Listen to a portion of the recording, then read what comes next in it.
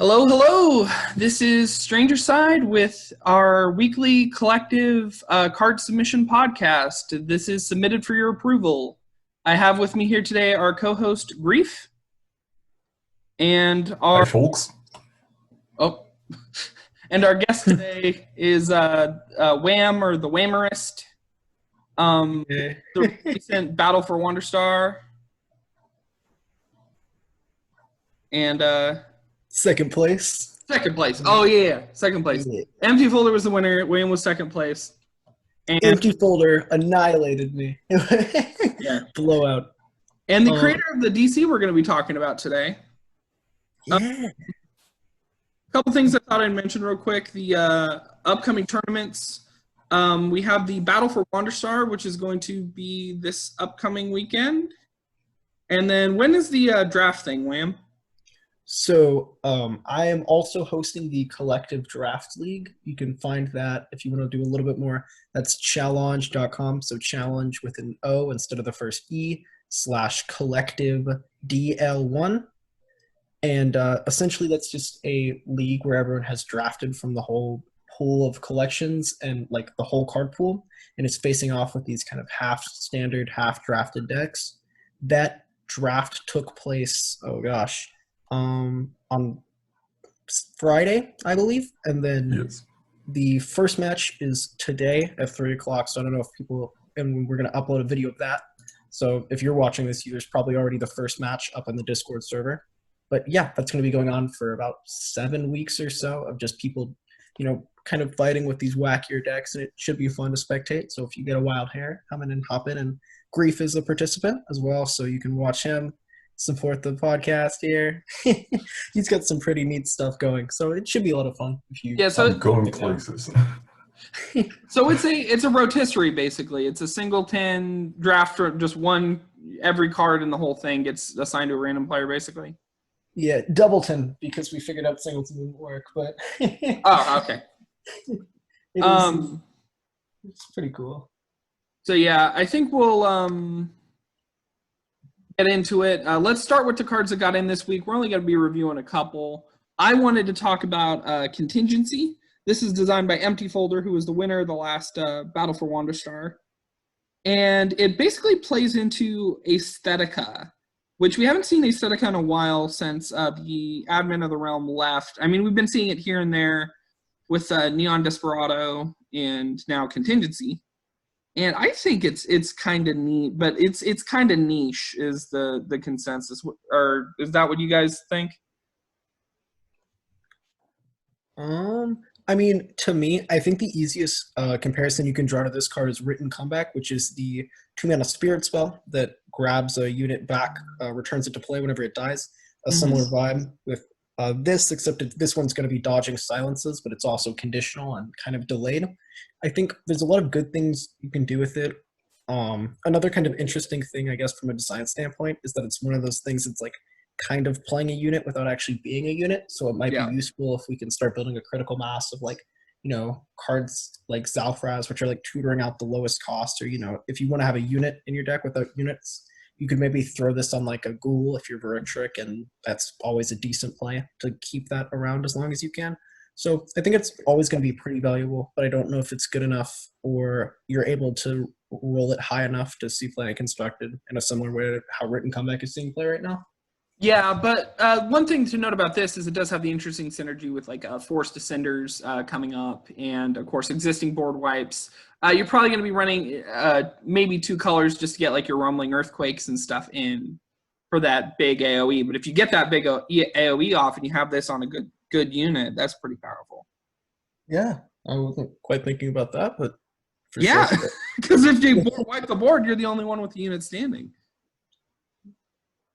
And it also has some quite interesting synergies with stuff like Nefet, because it's already blue. So you could actually set up certain interactions when you basically wipe the board, or in some cases when your Nefet is actually killed. In the instance where the token isn't created yet.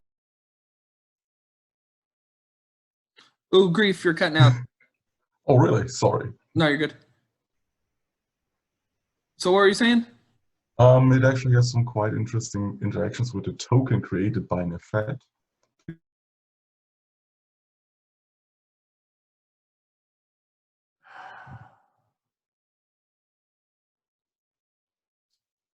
So how does that resolve? Would NetVet wipe itself though? Because that has some wonky. Yeah, as I said, the moment when Nefet actually would die, there is no unit in play which go. So I had certain interactions where a token was created, contingency was put into the board because during one of those instances the board was Oh, wiped. okay, that makes sense. That's nice, yeah. Sorry about the minor technical issues, guys. We'll figure it'll be all right. What do we got next up? I think this was the one I threw into the pool here. This could be King Midas. Yeah, this was Wham wanted to talk about it. I was kind of underwhelmed by this idea. I mean, I'm glad this art got used. It's been floating around on the art sheet for a while now. I think at least a month. I think longer. I don't even recognize that username. Yeah. I guess the thing that kind of drew me to it, the reason I guess I'm gonna throw it up and see what Grief thought and what she thought is that I was looking at Empty Folder's card review, another kind of interesting thing, and this was probably praised as one of the best cards. Yeah. I think it's interesting because, you know, much like Underdog, I think we haven't totally seen tons of mind ramp has kind of fallen onto the back burner recently, because I mean obviously that's something Ash Grady can do with those courier knights. It's kind of our secondary ramp hero, and we have cards like Plunderdog, which I thought of as pretty good. But I think this is a really interesting piece to be added into Mine's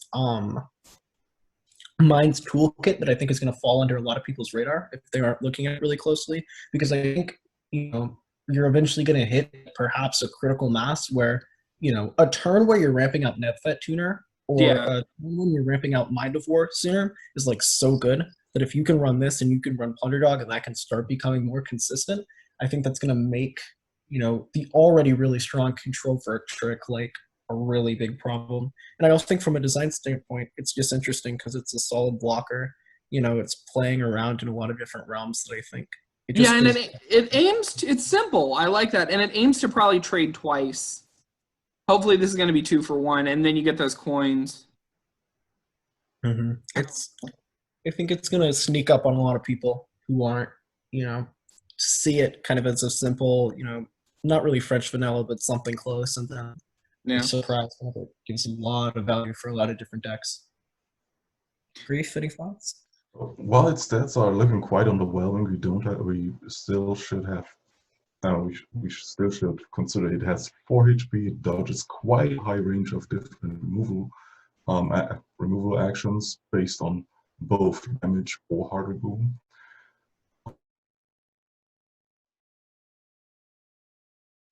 To deal with 4 HP that well, unless set up quite correctly. On the other hand, it would probably kill at least 2 units due to its high HP value. So it can't really be dueled that efficiently as well. Yeah. Only thing I can really think of that hits this nicely is Fallout, but aside from that, I don't think. I mean, if this is if the like the best thing you could say about this card is like this might make people play what's it called? If something's exactly 1. Oh yeah. You mean heal of failure? You mean heal of failure or red Failure, version? yeah. If this is gonna make people run heal of failure, I think that's worth it.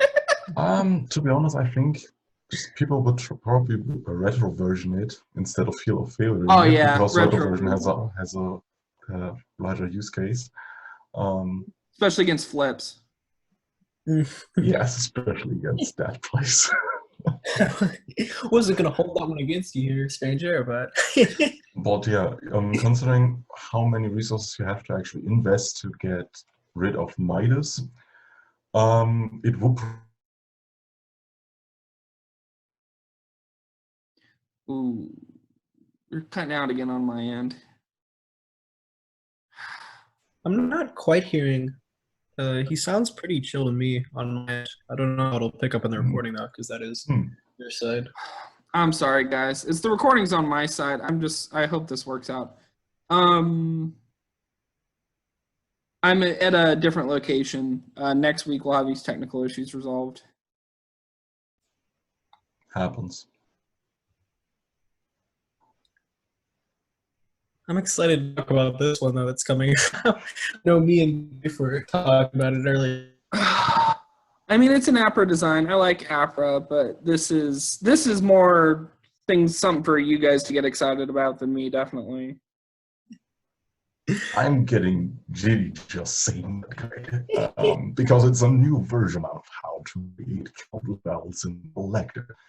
Instead of basically spilling the beans and saying, okay, please play something else or you're just getting countered, which spells currently work, because we have to pre-prepare our counter spells. So like K9, like Unravel, you're basically telling your opponent that, yeah, the next card that they're playing won't resolve, or in the worst case, even in K9. Yeah. Rebuke is actually gotcha, actually more gotcha counter spell. If your opponent is on initiative and they are trying to play something while you have 4 mana or more open, which is probably the case at the beginning of the turn, and they're getting too greedy in most cases, this will get them. Sure, you cannot really do anything else or bombastic in your turn, but at least you stopped something from resolving or hitting play first. In cases of like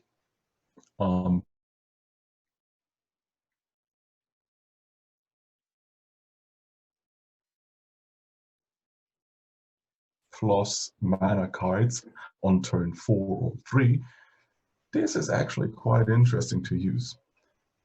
Then again, there's a certain little interaction with K.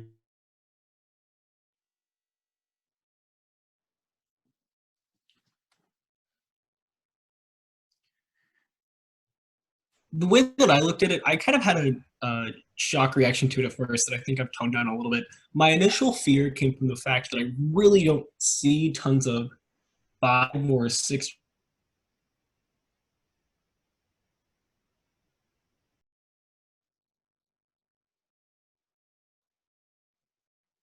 really know. I'm not super as familiar with those lists. I think I'm a little afraid that this is too valuable so much of the time, and in the kind of the way that you pointed out that it is, you can't super play around it. I think it hits, your opponent's Lizethep or their Nephet a very high percentage,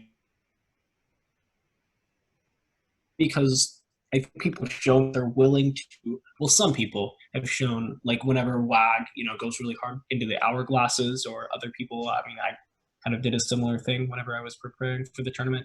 I think that control matchup is really interesting, and I think that this kind of leans into a game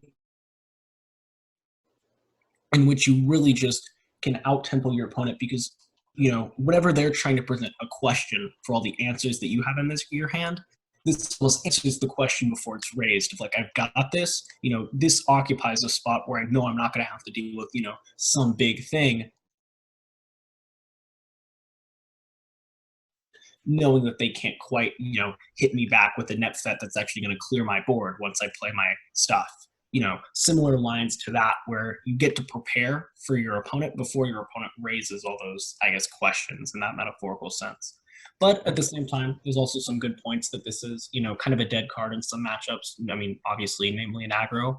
But I just don't know. I don't know how many people will play it, and I don't know how impactful it'll be, because it's not quite an effect we've seen before in Collective. I'm a little scared of it, but I'm excited to see what it does, because we can always change it if it's too bad. Grief, I cut your audio or your video to see if it can resolve the latency issues. No problem. Just wanted to ask a question. Yeah, as I said, there's a little funny interaction with KM. Kyungbi's blue outfit reduces the cost of mind cards in your hand by 2, which makes this much more powerful. Which makes Snap Rebuke quite powerful. But in addition to that, if Snap Rebuke triggers of its own effect, it does not count as casted. So it's not an action you've played during KM's blue outfit trigger. Ooh. Oh, Making space for a blue base or mind-based KM counterspell or control deck. That is a world that I would be very happy to live in. I'm there for it. I've tested it and I was baffled and I liked it the moment I saw it. yeah. Because I wanted to see because I wanted to test what happens actually if you have the blue outfit on and don't play, on the opponent plays anything. Which I also figured out your mind reduction carries over for following turns. Yeah. So as long as you're not playing something that is mind-based during your mind reduction phase, you can actually leave it at 2 mana, while also having other mind cards in hand, let this being trigger off anything that costs 3 or more, and still have your mind reduction active. Mind reduction, that's a funny thing out of context. Okay, so I wanted to jump into the Reddit stuff now, starting with the DC. So WHAM had this great idea for DC. I think this is probably one of the greatest DC's collectives already has ever done. So DC, short for design competition. Basically, Nick is giving us up to 5 extra slots for us to play around with if we can have things from a certain theme with a certain prompt crack the top 10. So the theme that WHAM decided on was flashback, or what did you call it? Blast to the past. Blast to the past. So this is a flashback design. You got to reference existing cards in new and innovative ways.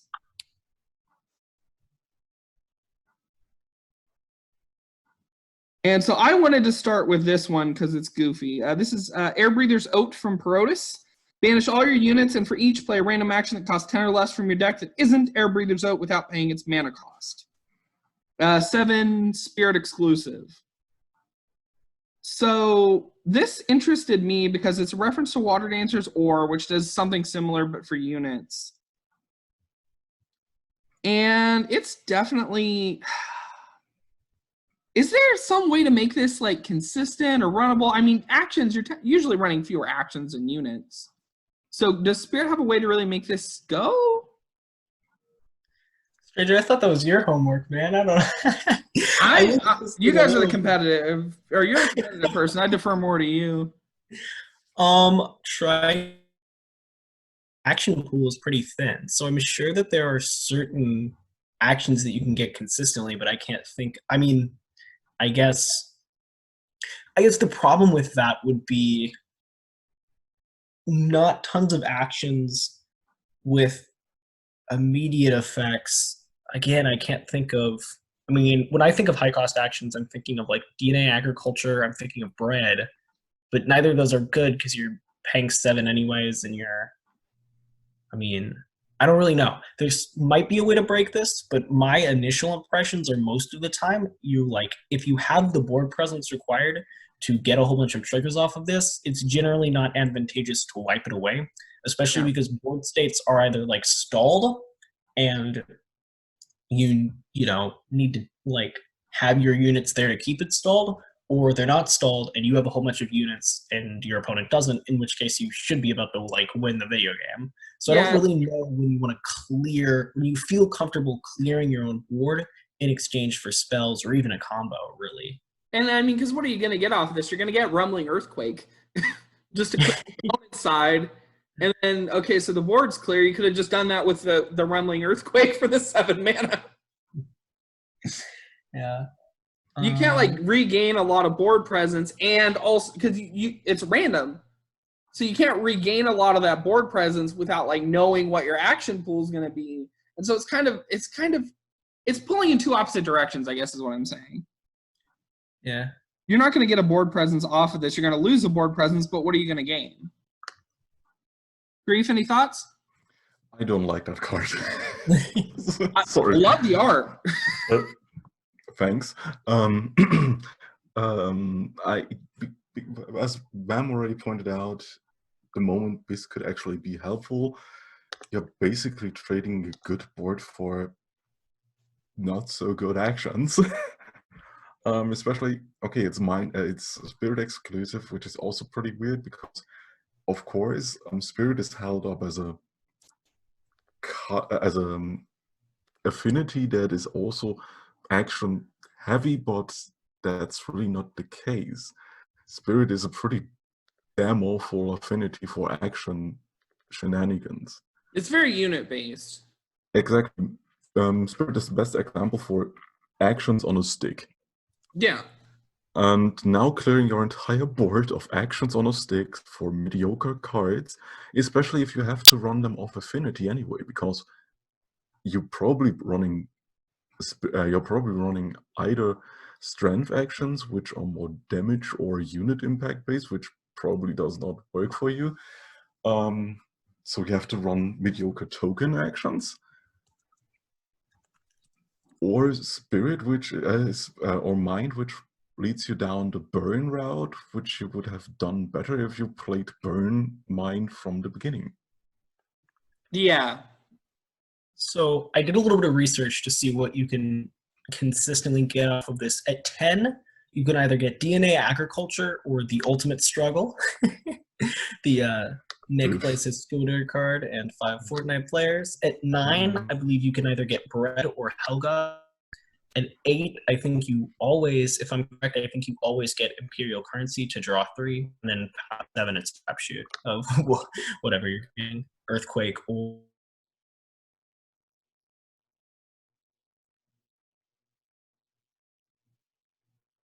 I think you cut out there. Not for me. Yeah, it's on my end, guys. Okay. Bottom line, I looked through it all, and I don't think there's There's a lot that you can like get out of this.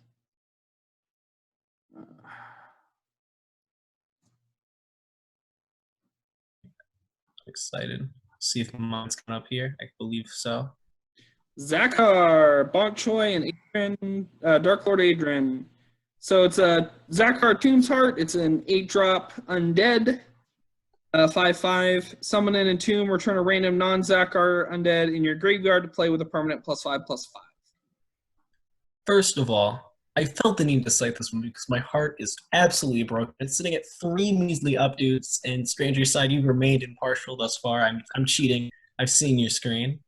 Adrian plugged the art in here. I think he always does a great job with that. And also, this was kind of, if you go back to my original post, I mean, obviously, I left it intentionally broad. Everyone has these amazing ideas. But I think what I was really excited to see were the, character comebacks, pulling back, the icons of legacy and putting them in a spotlight. I just think this was a really interesting way to do it. Big undead, kind of, a larger archetype back in the day than it is now, something that people have considered trying to revive. I think that this is a really great step in that direction. It just it's nothing impressive is really coming off of this. I mean, I would have to go and look at the biggest undead currently right now. And then, yeah, I can't personally think of what you'd be pulling out with it. No, you've caught me without Veiled Mother. Oh, yeah. Oh, Veiled Mother. Veiled Mother comes out of the grave. I mean, I don't know how you're supposed to kill the Veiled Mother. No. The funny thing is, after you've killed the Veiled Mother, you kill Zakkar with the Veiled Mother. Oh my. You can get the Veiled Mother, you can get Etheria, you can get Lizethep Soulclaimer. You can get a lot of nice big boys with this one. But at the same time, I don't think it's impressive. I think it requires a very intelligent deck building. Are you going to try and mill your big stuff and cheat it out earlier and not have to go through the process of like killing an Etheria, whereas you can guarantee getting it out along with another very big body? What all are you going to try and do in order to get these units in play around with Zakkar? I mean, it's just an amazing enabler for the package, and I feel like it's critically underrated right now. It needs some more love. And it's worth noting that it is random, so you do have to kind of you might not want to play this in a dedicated undead deck, just to get consistency out of the effect, which kind of diminishes it a little bit for people who are into tribal. Yeah, I mean, definitely something that you'd have to build very intentionally around. I don't think you ever really low roll it per se, because let's even say you hit something like twice undead, which at this point in the graveyard has 2 keywords. It's got like fast and flying or something ridiculous. Now it's 6/7 coming out of your graveyard. Exactly. Yeah. So, Or you can actually run it with Brew together, because the moment you actually get that thing off in a more or a more low package of undead, where you want to have specific targets, getting stuff like either the Revenant or maybe the Brood, which could trigger off the board, to give them a +5/+5 permanently, makes them pretty damn annoying recurring threats. imagine getting a permanent 5/5 on your Undying Belfry. Seems pretty good. Yeah. But yeah, not really something you want to throw into the undead dot deck. Yeah, I do think really interesting card that hasn't got enough love. Please go up, dude. Yeah. And so this last one was, I think Grief wanted to talk about Dragon Prince. Oh yeah. Yeah, I love the art on this one. Maybe you should change the card first. I think it's up in the technical difficulties. Please stand by. And now to a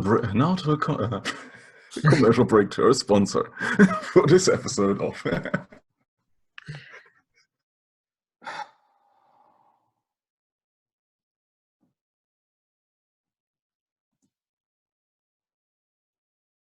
Once again, I remind you that at challenge.com, again, that's challenge with an O instead of the first E / collective DL1. I believe that's the right. I really hope it is.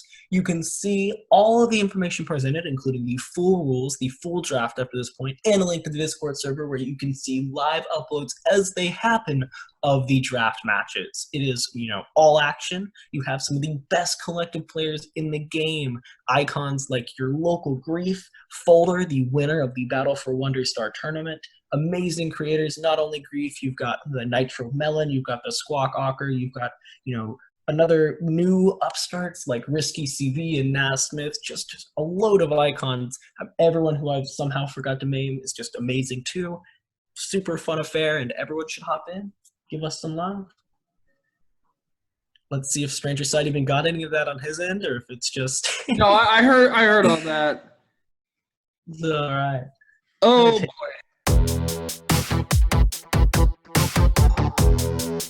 Okay, guys, we are back.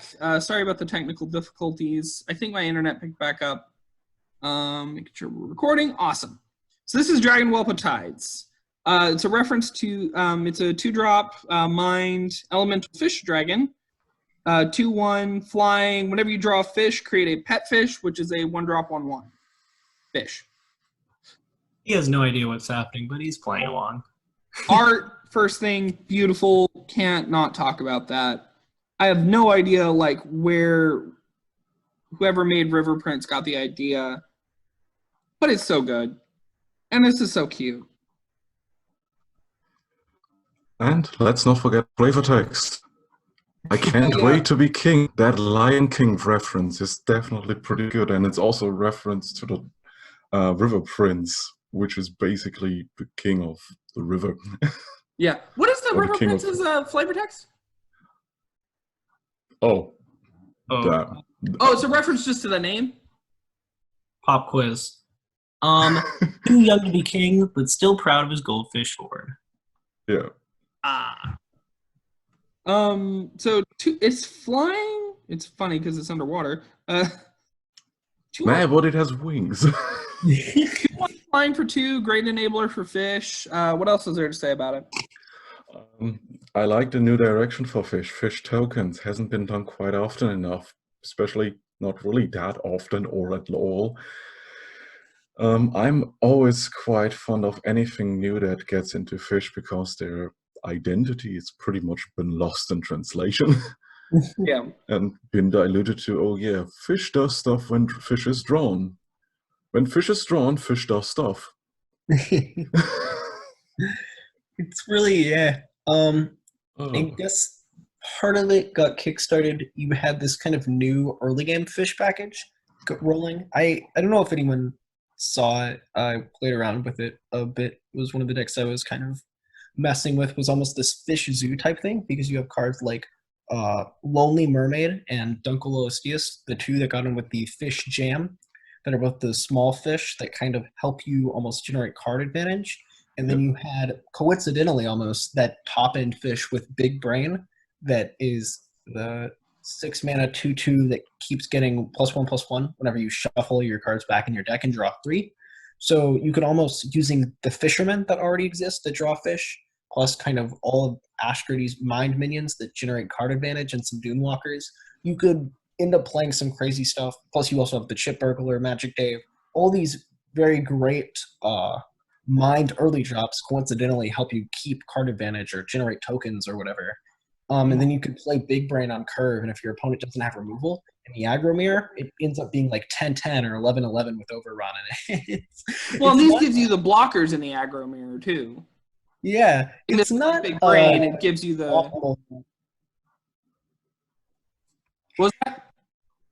It's not quite optimal yet, but it's a very fun deck to play. So if anyone wants to experiment with that package farther, I was able to have some decent success with it. And I think with a little bit more support, another funny thing, I had a card get in Lunar Projection that also kind of riffs off of the big hand stuff. That's Bookworm, Big Brain. Yeah. So, there is some interesting stuff going on. The deck is getting a little better as stuff gets added. I don't know if it can quite compete with the mind meta right now, but it's certainly, tier 3, tier 4, something that you can, surprise people with if you're careful.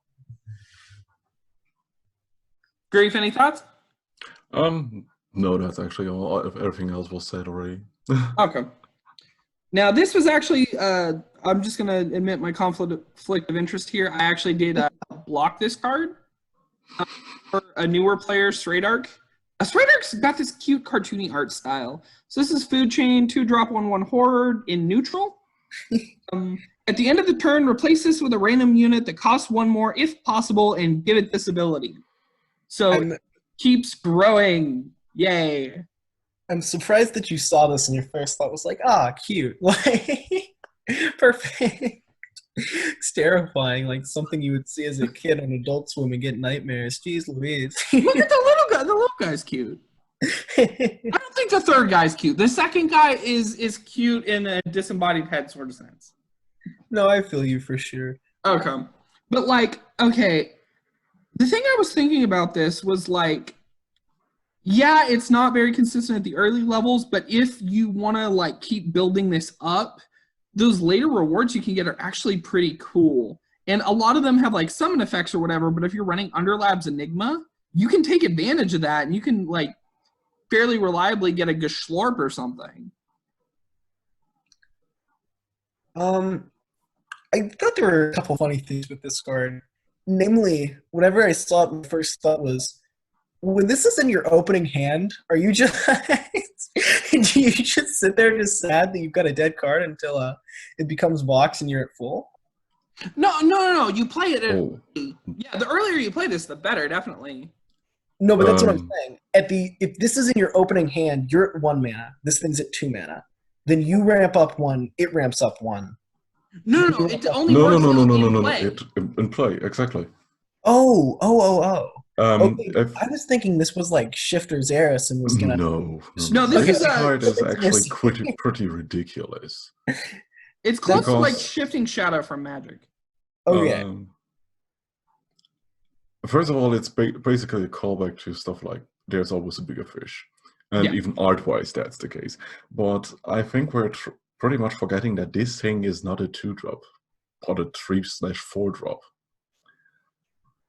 That costs 2 mana. Yeah, it's ramped. Because at the end of the turn, it already changes into something new. Yeah, So it is. that is not exhausted. Yeah, so you get 3-drop on turn 2. Yeah. You get any 3-drop on turn 2. The problem is if you get an off affinity 3-drop, it will change into a 4-drop. And those kind of abilities trigger not from base cost, but based on current cost plus of affinity tags. Yeah, so it can jump right a little. So it can jump right into a 5 cost, or from there even into the 7 cost if that 5 cost, as I said, is of affinity and jumps to the 6 cost value. So I think this turned from one of the it suddenly turned very scary. I didn't quite understand the effect as I've clearly demonstrated, but yeah, seems a little wonky. This card is pretty ridiculous for what it does. The cool It has to be basically killed on sight. Yeah. But it is random, and that's the drawback here, is you don't know quite what you're going to get, and you can get some stuff that maybe doesn't help you so much. The thing is, you cannot get an Henry, so there is no very bad card you're getting out of it, because it will change just at the end of the turn into something new. Definitely. Okay, now this we started off with my plugs here, and this one is my shameless plug. For those of you who know me on Discord, I've actually changed my name to reflect this card. This is Acoustic Kitty. And for those of you who don't know, this card is from, that we're about to talk about, is from my realm, Carthian. And the designer is not me, but it is my fiance, and that is her tag right there. She did both the art and the blocking.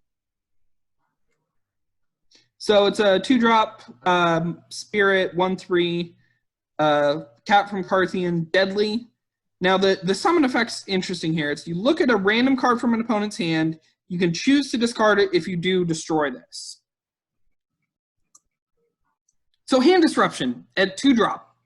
And that's the interesting thing. Again, it has the random drawback, but there tend to be fewer cards in someone's hand than there are 3-drops in the game. So this is more of a controlled type random scenario. It was actually Grief who suggested throwing the deadly on it, because whenever you're making a modal card, you want to have the 2 modes be roughly equal. And the trick to doing that was to make it trade. So deadly is going to mean this is going to trade with almost everything. Yeah. I mean, I think I saw a lot of people, someone in the comments I think draws, or might have been you yourself, draw kind of the comparison to Devious Raccoon, I think is the... yeah, it's Devious Raccoon stat line, basically. Yeah, with the similar thing of, look at a kind of random card, are you going to throw it out or not? With the downside that this is, I think, 1 mana cheaper and, destroys itself. I think it's good. I don't know if it's good enough to see play in Constructed, since the effect doesn't naturally synergize with much. Like, I don't know if there's any activators that get really happy whenever you throw something out of your opponent's hand. And I don't know if you're, like, comparing it to something like Lost Cause, which is 3 mana, choose, like, your opponent's late game bomb and throw it out, or choose what your opponent's most natural play is next turn on curve and throw it out if you like your board state. Whereas this, it's hard to assemble a clear picture of, like, what your opponent's plays are. You're just looking at one thing in isolation. So obviously if it's like Glorp and, turn 9, you're like, oh, definitely, like, throw that out. Yeah. But your decisions become a little harder to make later on. I think it's really cool. What I liked flavor-wise, I don't know if this was super intentional or not, I love that it curves interestingly almost into Inquisitive Visitor, where it's like, that helps you reveal information for the choice. I thought that was really interesting, and I liked it. The thing you got to bear in mind is it's modal. So you're getting that choice out of it. Even though one of the options is kind of random, it's modal. And the fact that you can choose is good.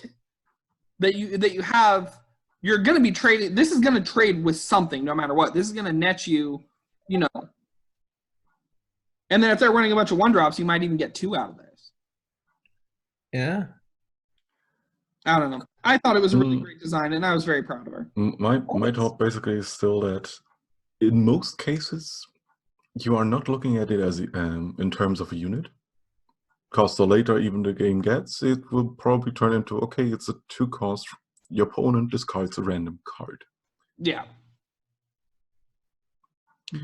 And that's basically a thing that we have to consider when we're looking at this card. It's the only hard discard card without an actual stipulation on it.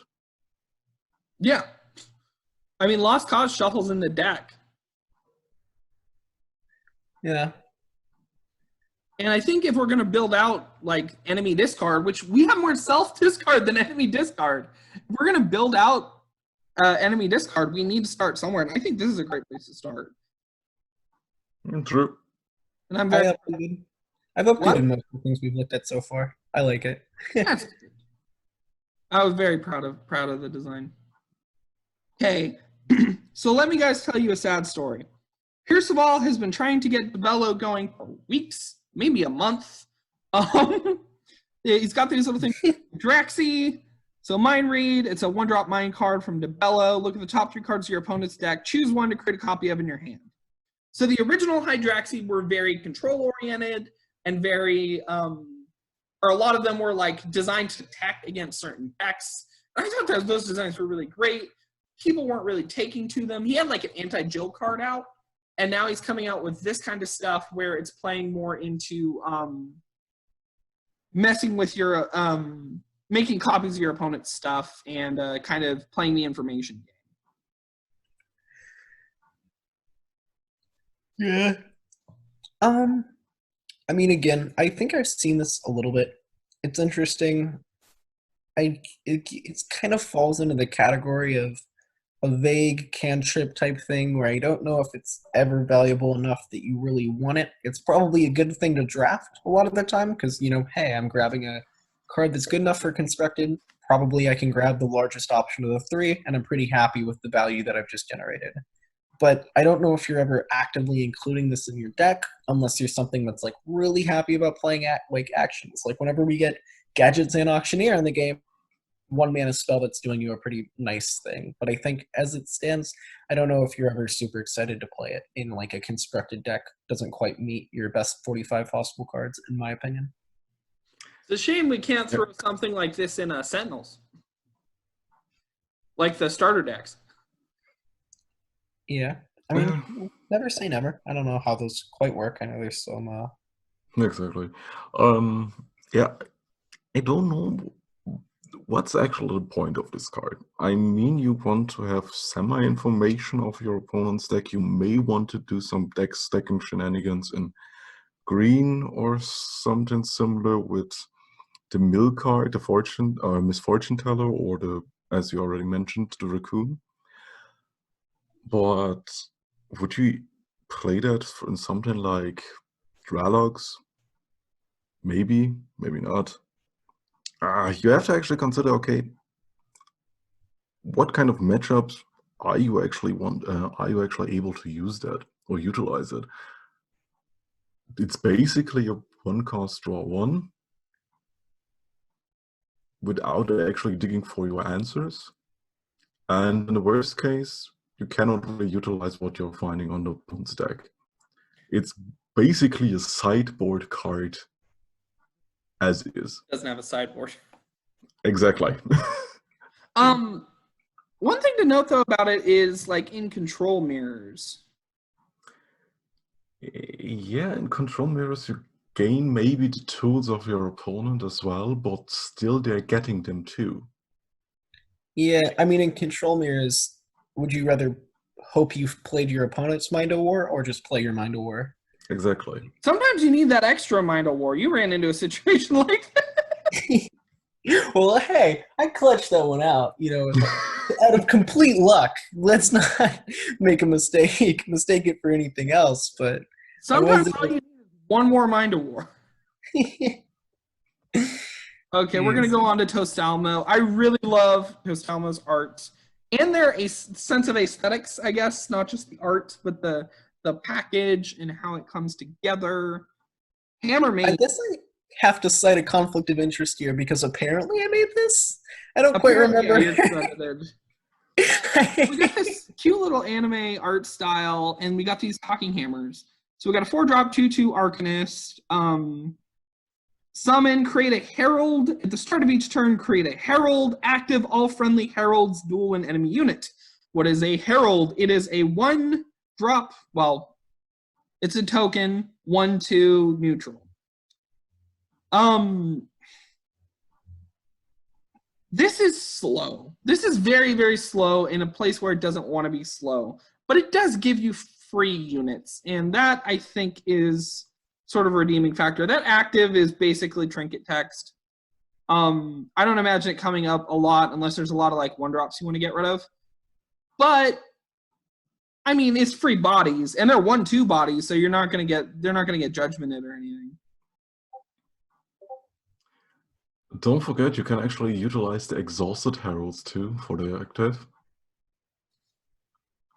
So each herald is basically just 1 extra damage point, and if you can utilize it in any kind of token strategies with mass anthem effects like raised banners or something like that, those heralds turn into two trees or even 3, whatever.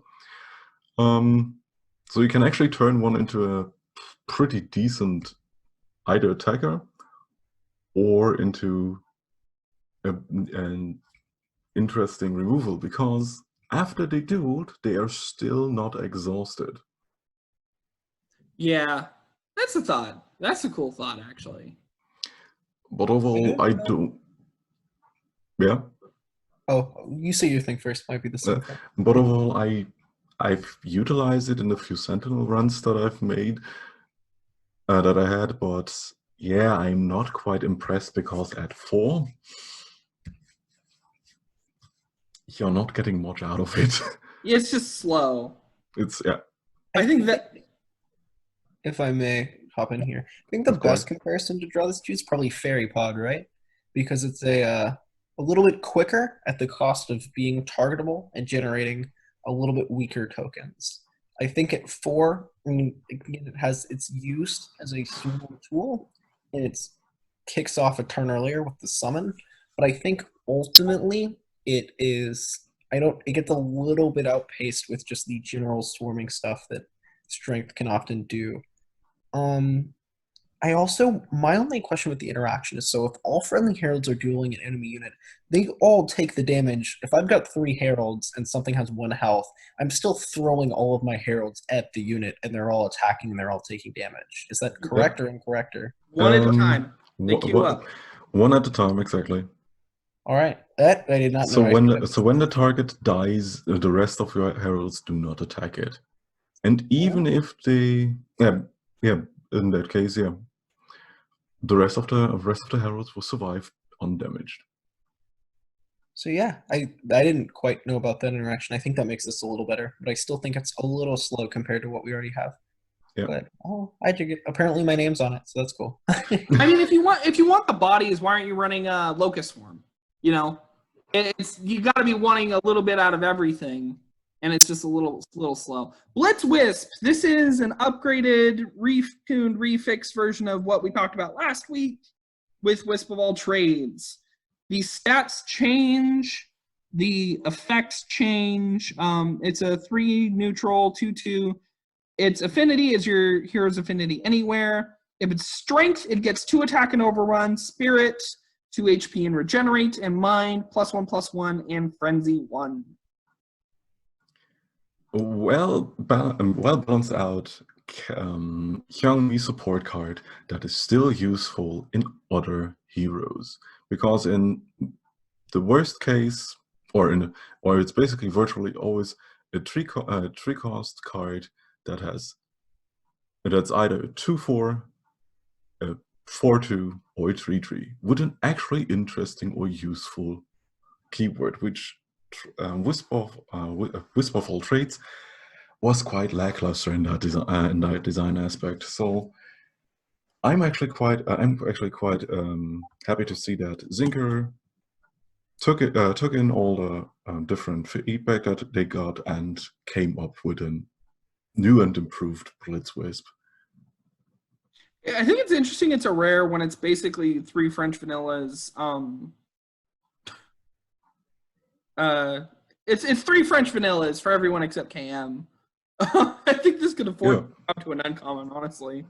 I mean, in KM you can actually utilize a quite fun aspect, because if you drop it while you're still if you drop it before you level up, you can actually use it as a 3 cost 2/2, level up, gain your strength Again, your strength outfit. Give it +1/+1 and duelist. Change into green. Now it is a give it +1/+1, and when it attacks, you draw the card. Ooh. So it's 4/6 with regenerate, duelist, and when it attacks, it actually draws you a card. So I guess that leads into my question, which was something I didn't understand about the interaction at first. So the buffs are permanent whenever they get applied. Is that? I didn't totally know that. No, it'll change to the profile, but every other buff will stick around. Your KM buffs will stick around, but the attack and defense the attack and HP values will change depending on your affinity. Okay, so it wouldn't be a 4/6 in that case. It would be.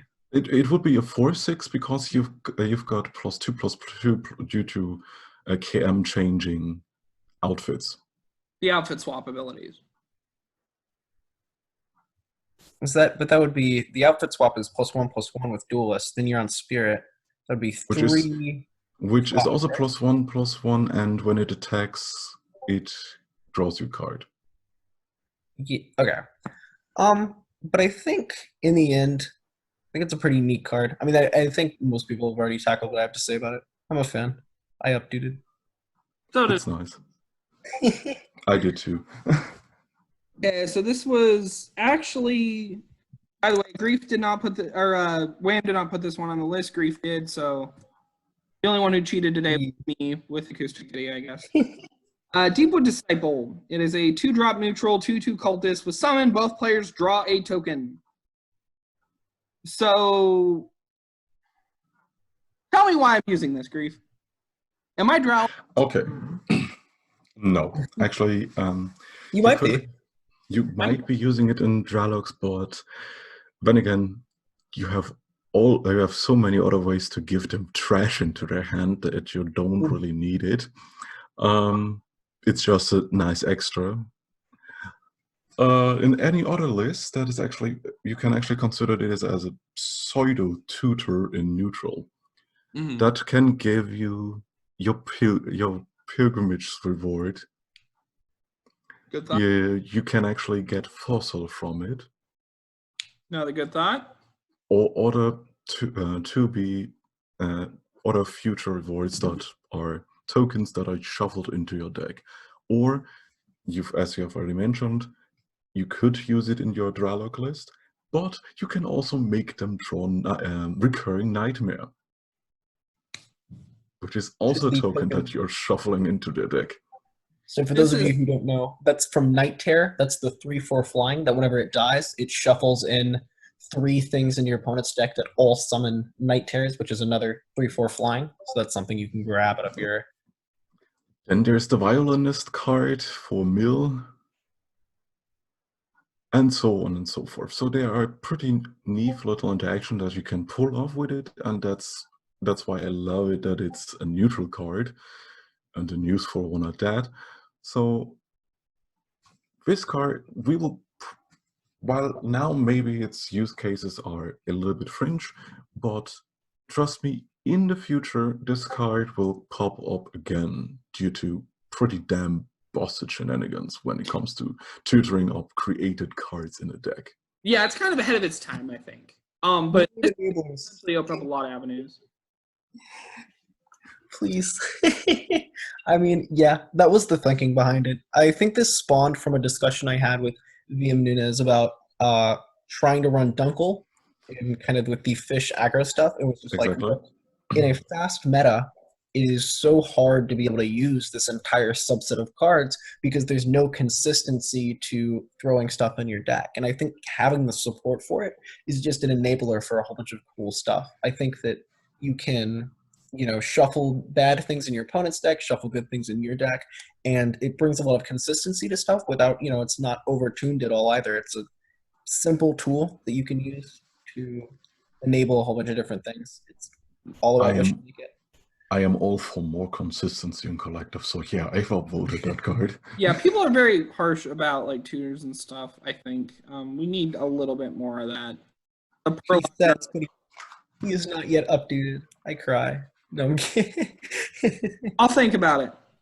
It's all good. So, Oscar, good to see you again. This is from the guy behind Whelp. Oh, this is so good. So, Starriest Lad is a 12-drop exclusive mind, 8/8 dinosaur specter from. I'm not even sure if that's spelled right. Isn't there another U in there? No, Anguilla. It's That's Anguilla? I've been saying it wrong all this time. Fast for some reason. Summon if this card costs 0 or less. All for the rest of the game, all your cards have fast. While in hand, at the end of the turn, reduce the cost of this card by 1.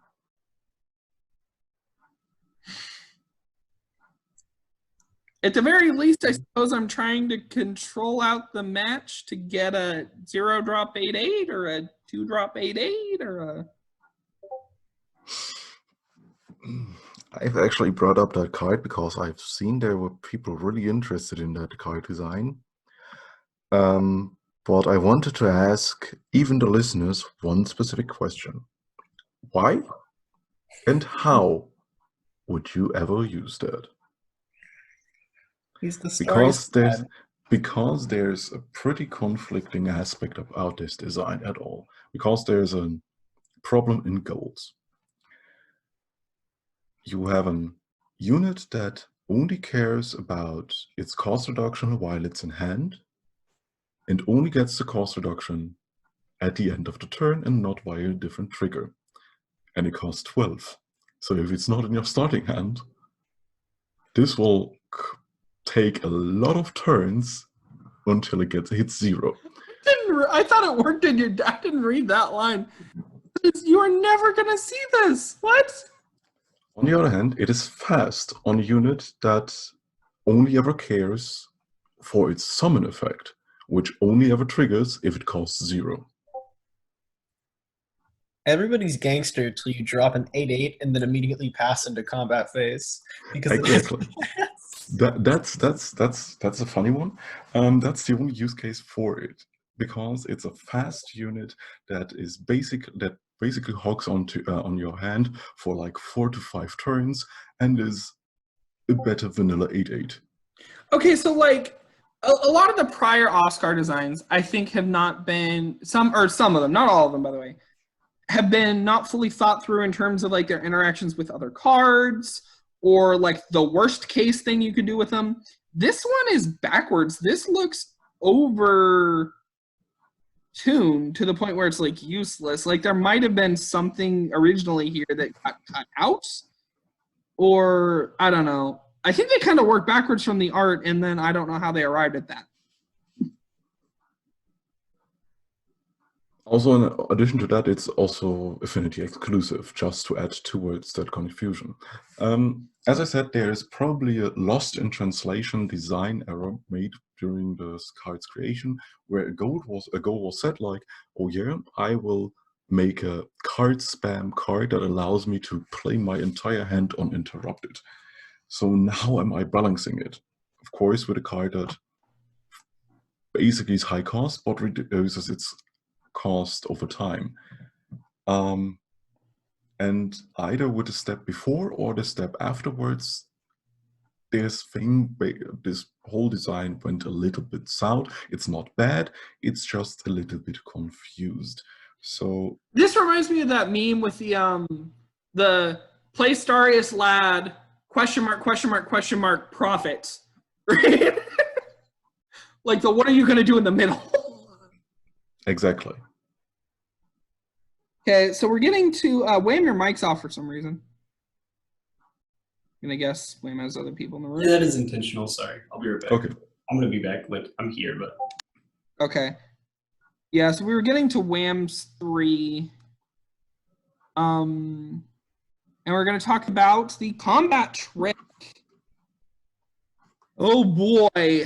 No More Mr.Mice Guy is a 1-drop strength action from Trick from Karachar, the cartoon realm. If an enemy is attacking, choose an eligible blocker, give it +3/+3, and regenerate until the end of the turn. And this card is a self-playing card that activates during your main phase. Oh, it's so good.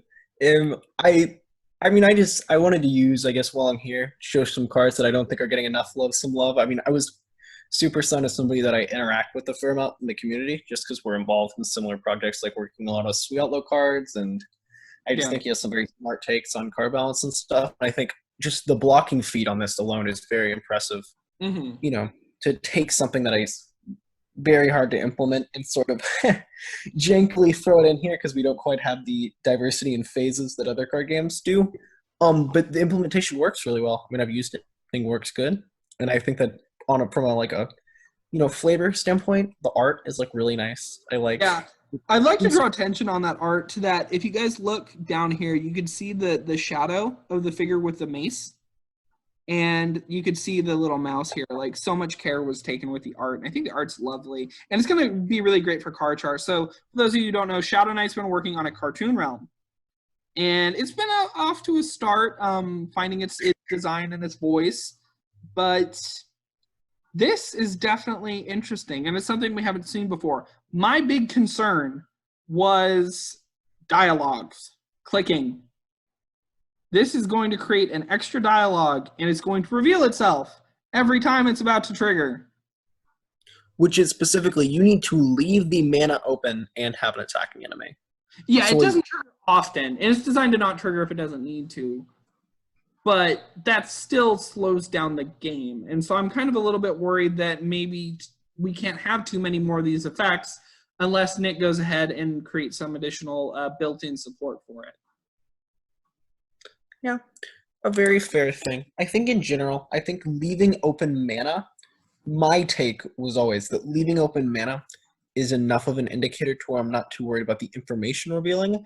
And I think that another choose box on something like this isn't too borked as well. I think that it all works Wham. out according to plan. It's in strength. Leaving mana open doesn't tell me anything. You're Pearl Maw. Okay, that's true. However, I mean, at some point, when we have a critical mass, because we basically had the same discussion, if you remember, Wham, with Nas and his trap cards. yeah. If there's a critical mass of tricks, traps, or whatever in the game, you can actually tell quite well, okay, there's a trick coming, but what it is, I don't have a fucking clue. So yeah, it's interesting. I'm glad this stuff's being designed. I hope Nick takes well to it. Maybe add some additional support for this kind of thing if people are interested in it. This is more in the realm of like interfering with the existing play pass and cheating stuff into spots where cards couldn't be played before. The actual effect is powerful. Like +3/+3, and you're going to heal back is a lot. This is giant growth on steroids. For those of you who know Magic. Well, it is basically giant growth because they have innate regen. Mm-hmm. I don't know. Any more thoughts on that? Nah, I think it's Not. cute. I agree with Grief. You know, we need a critical mass of tricks in order to maybe implement this sort of jank mid phase, which I'm all there for because I love more interaction. I think it is healthy for the game and I think it works. And please updo because Super Sun put some time here. Art is cute. Develops the realm. A lot of good stuff. A lot of good vibes. Speaking of underrated cards, Cheese Louise 5 up dudes. What a shame. 6. You counted wrong. Yeah. Okay, so this is... Stranger, just a side note. You are not really pulling your weight when it comes to voting on Reddit, I see. It's been a weird week. I don't know if you guys there's this big gap between like the top 2 or 3 and then everything else. Oh, for sure. But I suppose since Grief gave me the selfish self-plug with my what was it? Deepwood. Yeah, Deepwood. Oh gosh, I'm forgetting my own card name. Deepwood Disciple. I figured I would return the favor because I feel like this is a very critical, underrated card that also draws some neat inspirations, breaks some new ground, and is also balanced very well. And I think adds a healthy, place to the card game. I was testing this with Aiden TP, who was running this is kind of a crucial part of that 5 mana slot for Mind, 5 mana action that kind of helps you activate Enlightenment a little easier. I thought it was a very balanced card. I thought, I mean, I just think it's neat. I think it gives you a lot of options. It gives a lot of diversity of play while also letting both sides, account for everything. There's a lot of cool things you can do with it.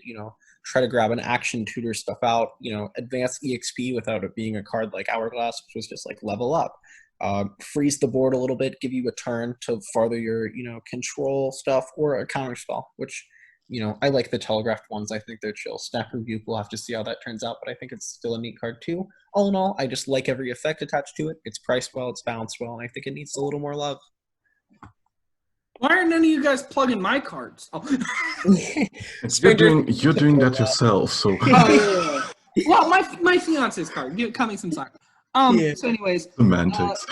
Okay, so that last effect, so we get the power off of Canine Trails. We get the power off of one of down or dirty. Down. Down makes sense because it makes your cards go down. A tutor, a conditional weird tutor that might just get you another copy of this, and something Brick needs. Awesome. This is modal spells at its best, right? Like, I'm not misreading this. This is inspired by, if I'm correct me if I'm wrong, very cryptic command from Magic. Exactly. Yeah, and so the 4 modes, choose 2. The command cycle in Magic was wildly successful. They're neat. Like, this whole thing is just, I think it's a neat package, and it fills a lot of different niches. So as a guy who likes draft, this is flexible. This lets you fill in a bunch of different spots. This isn't even that bad to run off Affinity because you get 2 of those effects. And it's not exclusive, guys. No ring. Yeah, I don't know how we basically, I think it's the 3rd or 4th week we're trying to get this particular card in. And it's never even good enough to make it to the midweek showcase.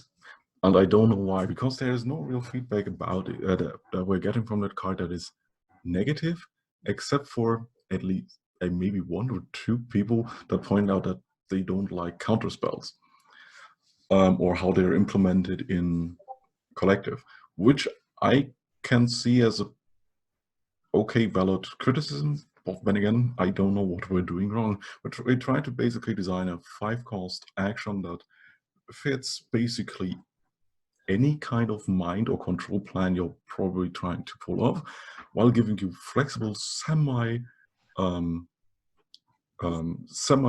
options as a modal card.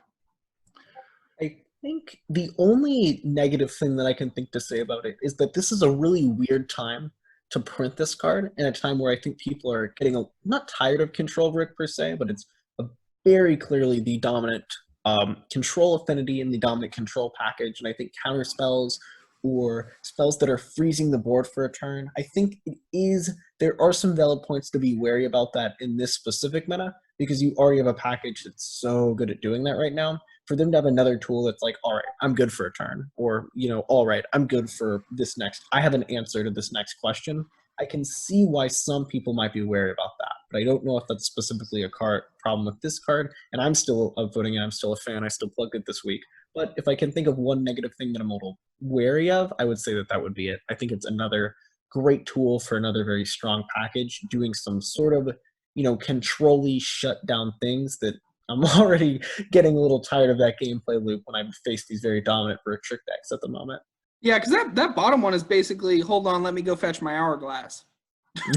Like, stop playing for turn. Let me go fetch my Hourglass. Give me a minute, But I still do like the card. I think this art needs to get in. Like, I'm so tired of seeing this art not get. Oh yeah, I mean, we have that art for like almost a year. I've seen it on 8 different cards, and I've only been playing for a month and a half. Okay, last card for the day. Next card. Last card. Last card battery. So this, bless his heart. Acoustic has been trying so hard on this. I'm very, very glad WHAM picked this one for this week. Plasma Dragon is a 6-drop strength 4/4 from Talira. It's a dragon, if you didn't figure that out. Flying, at the end of each turn, if you have any unspent mana, deal 4 damage randomly split among all enemy units. So the earlier version of this card I wanted to talk about real quick said, if you have up to 4 mana, spend that mana and then deal random damage. The problem, for Pearl Maw, this shuts off Pearl Maw's entire game plan. So held him. Held him wants cheap flyers. This is not cheap. So all that said, he changed it so that you just need to have 1 mana floating, already plays into Pearl Maw's game plan, and gets you some reliable pings. This is like a red Stormlord type thing. What do you guys think? Big oof. What? I think my take is that I know I've already talked about this a little bit, but I think that right at this curve is where we have done some of our, like, as a community collective has done some of its worst work at making balanced 5 and 6 drops.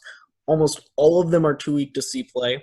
I feel like this pushes the power level a lot in a good way, in my opinion, because you have a good body that is doing an effect that impacts the board without clearing it in any sort of oppressive way, because it's not reversing your opponent's momentum, it's just putting constant pressure of, like, look, like, I have this threat. It is appropriately costed as a 6 mana big impact thing with a solid body. And you have to do something about this card that's coming out relatively early.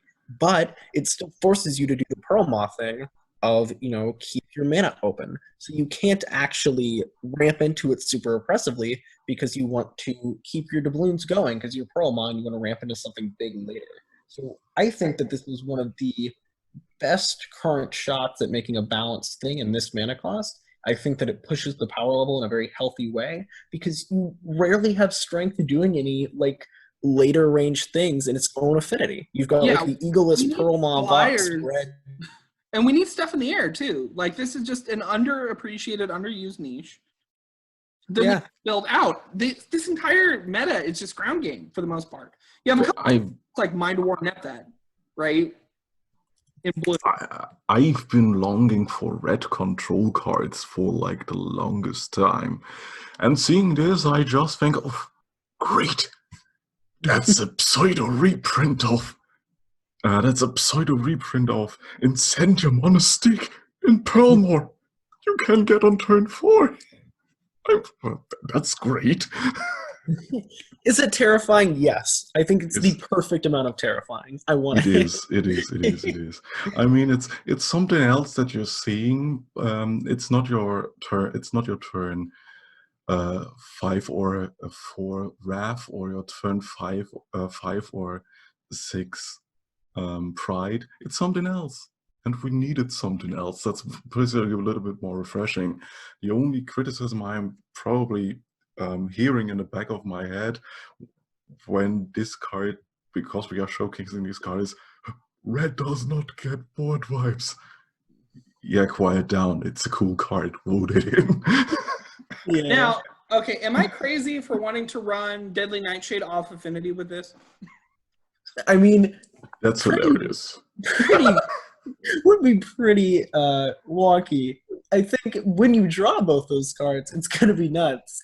But you also might want to just play Plague of Nightshade and save yourself a little bit of mana, as well as, trying to grab the combo. Okay, thank you for teaching me to play the video game. No. Thank you for card game much. Okay, so anyways, I'm going to turn off the share. We'll do some closing remarks. So, hope you all enjoyed it. Thank you very much, Grief, for being our co-host. Sorry I had to shut your video off. And sorry for the technical difficulties that you guys are undoubtedly going to hear in the first half of this video. Thank you again, also, WHAM, for being our guest. Not a problem. This was so fun. I love talking to you. Good program we got going here. It was nice having you here with us. Yeah.